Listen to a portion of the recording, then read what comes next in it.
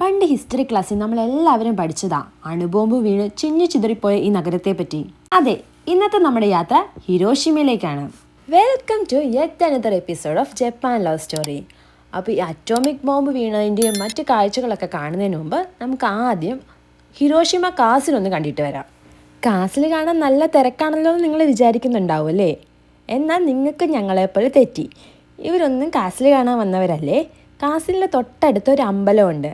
ഞങ്ങൾ പോയത് ജനുവരി 1-ാം തീയതിയാണേ. ജപ്പാൻകാർ ന്യൂ ഇയറിൻ്റെ അന്ന് ആദ്യം അമ്പലം വിസിറ്റ് ചെയ്യുന്നതിന് ഹത്സുമോദെ എന്നാണ് പറയുന്നത്.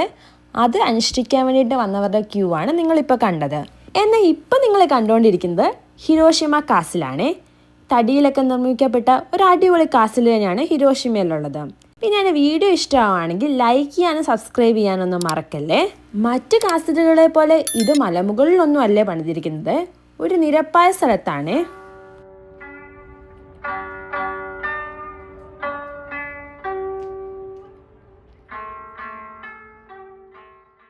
ഇപ്പം കേട്ട മ്യൂസിക് ഞാൻ ഇട്ടതല്ല കേട്ടോ, അത് ഒറിജിനലി ആ കാസിലിൽ നിന്ന് കേട്ട സൗണ്ടാണ്.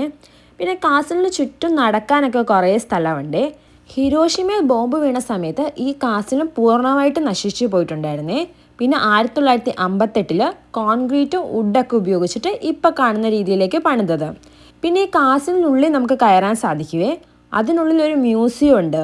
പിന്നെ ഏറ്റവും മുകളിലത്തെ നിലയിൽ പോയി നിന്നാൽ നമുക്ക് സിറ്റിയുടെ വ്യൂ മൊത്തമായിട്ട് കാണാൻ പറ്റും. ഹിരോഷിമ സ്റ്റേഷനിൽ നിന്ന് വെറും 15 മിനിറ്റ് മാത്രമേ ഈ കാസിലേക്കുള്ളൂ. രാവിലെ 9 മണി മുതൽ വൈകിട്ട് 5 മണി വരെയാണ് കാസിൽ ഓപ്പൺ ആയിട്ടിരിക്കുക. പിന്നെ നമുക്ക് അകത്തെ മ്യൂസിയം കാണാൻ 370 yen ഫീ ആയിട്ട് കൊടുക്കുകയും ചെയ്യണം. ഈ അമ്പലത്തിലേക്ക് വരാനായിരുന്നു ആദ്യം നമ്മൾ കണ്ട ആളുകൾ ക്യൂ നിന്നത്. ഈ മരം ഒന്ന് നോട്ട് ചെയ്തോ. ഹിരോഷിമയിൽ അന്ന് ബോംബ് വീണ സമയത്ത് ഈ മരം അവിടെ ഉണ്ടായിരുന്നു. പക്ഷെ അത് പൂർണ്ണമായിട്ട് നശിച്ചിട്ടില്ല കേട്ടോ. അതിനെ ഒരു സർവൈവൽ ട്രീ ആയിട്ട് അവിടെ വെച്ചിരിക്കുക. ഇത് കൂടാതെ 1-2 മരങ്ങൾ കൂടി അതുപോലെ അങ്ങനെ അവിടെ പ്രൊട്ടക്റ്റ് ചെയ്ത് വെച്ചിട്ടുണ്ടായിരുന്നേ. അങ്ങനെ ഹിരോഷിമ കാസിലിൻ്റെ ഭംഗിയൊക്കെ ഞങ്ങൾ ആസ്വദിച്ചിട്ട് പുറത്തേക്ക് ഇറങ്ങി. ഈ പോകുന്നത് ഒരു ട്രാമാണ്. ട്രാമിന് അപ്പുറത്ത് കാണുന്നതാണ് അറ്റോമിക് ഡോം. ഹിരോഷിമ കാസിലിൽ നിന്ന് നടന്നു പോകാനുള്ള ദൂരം മാത്രമേ ഉള്ളൂ പീസ് മെമ്മോറിയൽ പാർക്കിലേക്ക്. ആ പാർക്കിൻ്റെ തുടക്കത്തിൽ തന്നെയാണ് അറ്റോമിക് ഡോം ഉള്ളത്.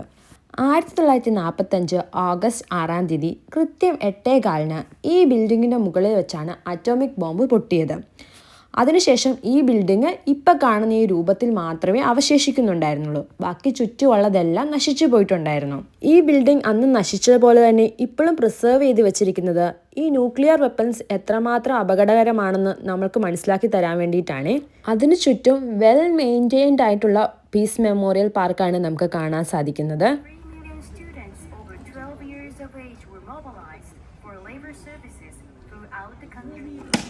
As a result, more than 10,000 students were killed, including some 6,000 killed by atomic bomb. Calm, green and silent ആയിട്ടുള്ള ആ പാർക്കിൽ ഇതുപോലത്തെ കുറേ മോണ്യുമെൻറ്റ്സ് ഉണ്ട്. അവിടെയൊക്കെ പല ഭാഷയിൽ അതിൻ്റെ എക്സ്പ്ലനേഷൻസും കൊടുത്തിട്ടുണ്ട്. ഇതാണ് പീസ് ഫ്ലെയിം. 2 കൈകൾക്കിടയിൽ അഗ്നിജ്വാല ഇങ്ങനെ ഹോൾഡ് ചെയ്ത് നിൽക്കുന്ന ഒരു രൂപമാണ് ഇത്. ഇത് ലോകത്തെ എല്ലാ ന്യൂക്ലിയർ വെപ്പൺസും അവസാനിക്കുന്നവരെ ഈ തീ അണയാതെ കാത്തു സൂക്ഷിക്കുമെന്നാണ് ഇവർ പറയുന്നത്. ഈ പാർക്കും അതിൻ്റെ ചുറ്റുപാടുകളും ഒക്കെ നമ്മളെ ആ ബോംബ് വീണ ദിവസത്തിൻ്റെ ഓർമ്മയിലേക്ക് കൂട്ടിക്കൊണ്ടു പോവുകയെ. എങ്കിലും അവിടെയുള്ള ആരും അതിലൊരു വെറുപ്പോ വിദ്വേഷമോ സൂക്ഷിക്കുന്നവരല്ലേ. എല്ലാവരും സമാധാനം വരണമെന്ന് ആഗ്രഹിക്കുന്നവരാണ്. ഞങ്ങളിപ്പോൾ കയറിപ്പോകുന്നത് പീസ് മെമ്മോറിയൽ മ്യൂസിയത്തിലേക്കാണ്.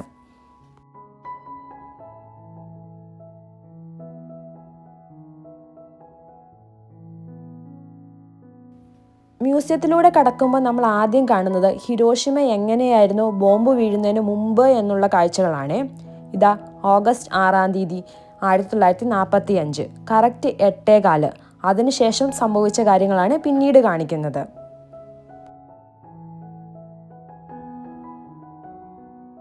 അറ്റോമിക് ബോംബ് വീണതിൻ്റെ ഒരു വീഡിയോ റെപ്രസെൻറ്റേഷനാണ് ഇവിടെ കാണിക്കുന്നത്.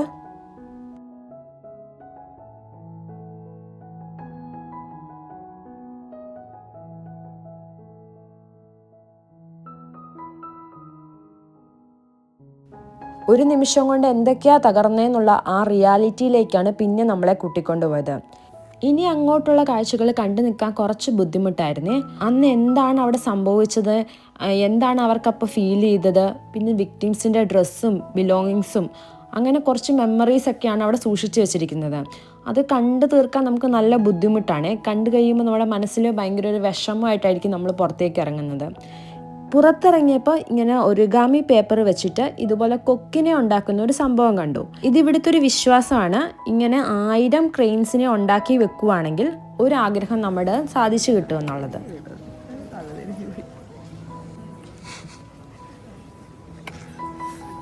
സജിനെ ഇപ്പം കളഞ്ഞു, മൊത്തം കളായിട്ട് റോജസ് ഉണ്ടാക്കിയത്. ഞങ്ങളെപ്പോലെ ഒത്തിരി ആളുകൾ ഇതുപോലെ ക്രെയിൻ ഉണ്ടാക്കാൻ അവിടെ ട്രൈ ചെയ്യുന്നുണ്ടായിരുന്നേ. റോയസിൻ്റെ ക്രെയിൻ ശരിയായി.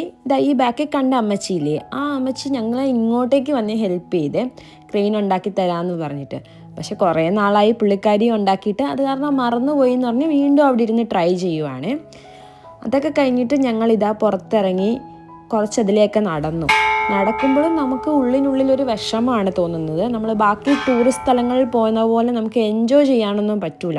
ഇത് മൊത്തത്തിൽ നമുക്കൊരു വിഷമം, നമ്മളൊരു ചരിത്ര മൊമെൻറ്റ് കാണാൻ പോയെന്ന് മാത്രം വിചാരിച്ചാൽ മതി. അല്ലാതെ ഇങ്ങനെ ഒരു ടൂറിസ്റ്റ് സ്ഥലത്ത് പോയ ഒരു എൻജോയ്മെൻ്റ് ഒന്നും നമുക്ക് കിട്ടത്തില്ലേ.